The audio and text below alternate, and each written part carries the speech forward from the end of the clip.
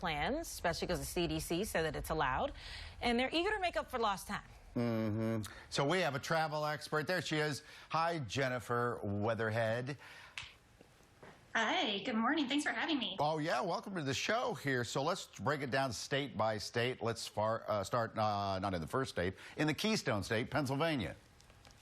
Yeah, so in Pennsylvania, the travel restrictions were actually lifted in March. So there's no longer a quarantine. There are no other restrictions placed on Pennsylvania. So that's a really great thing. And you just still want to make sure that you are following mask guidelines, social distancing, and any other rules that apply to the state.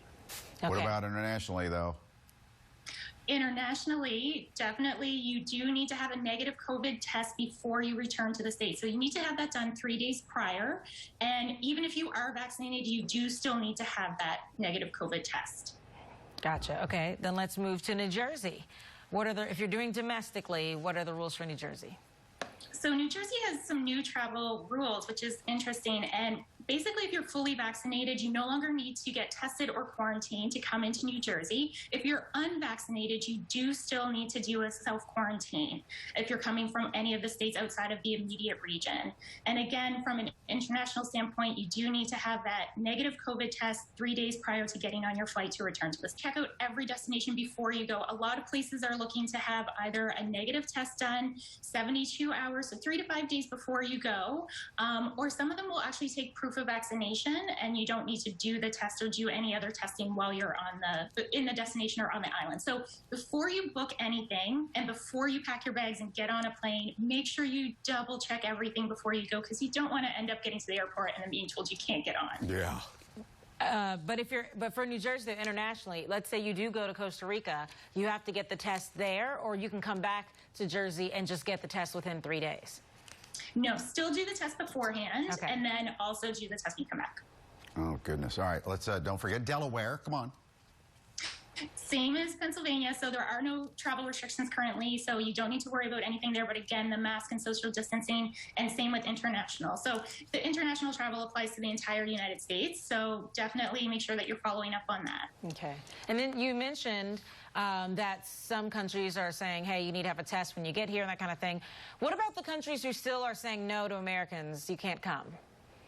Yeah, so that can change really quickly. So I would stay on top of that and keep checking it. If it's a destination that you're really wanting to go to. So there are, a few islands in the Caribbean that are not open to U.S. residents right now. We're talking about the Cayman Islands, Trinidad and Tobago, St. Bart's, Martinique. Those places aren't open. That still leaves a ton of great island destinations, Mike, if you want to book a vacation to go there. But you want to double check all of those places before you book anything. Right. European countries, there are about 26 that are not currently open to U.S. residents. So I would say book those for later on. You can still plan because things will change. Book those for later on and double check your fine print so you can make cancellations if you need to. And that's because I know people have been discussing it. They're like, well, should we still book? Because the concern is once they do open up, everyone's going to try to buy it once, and the prices are going to go up. So I guess, but at least there's flexible cancellation policies right now. Yeah, exactly. And just, again, double check everything. The airlines have been really great about doing cancellation or change fee or a one-time change without a fee. Double check that to see if you qualify for that before you book anything, just so you know that you have some flexibility. I would hate to get stuck in St. Bart's.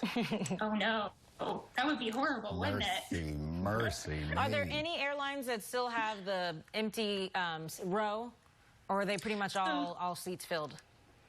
They're pretty much all seats filled now. I know Delta was one of the last ones holding out, and they're looking to change that. So that's still the case. But if you are fully vaccinated, like the CDC did say that domestically it is safe to travel, they're still advising or discouraging against non-essential travel. So they still have that disclaimer, but it is safe for you to travel if you're fully vaccinated. So remember, that is 2 weeks after your second dose, if you're getting the 2 doses, before you can travel again. So I think that's the reasoning for allowing those middle seats to be filled again. And we're going to have that dreaded situation of just not wanting to be in the middle seat anyway, and then add this on top. Better believe it.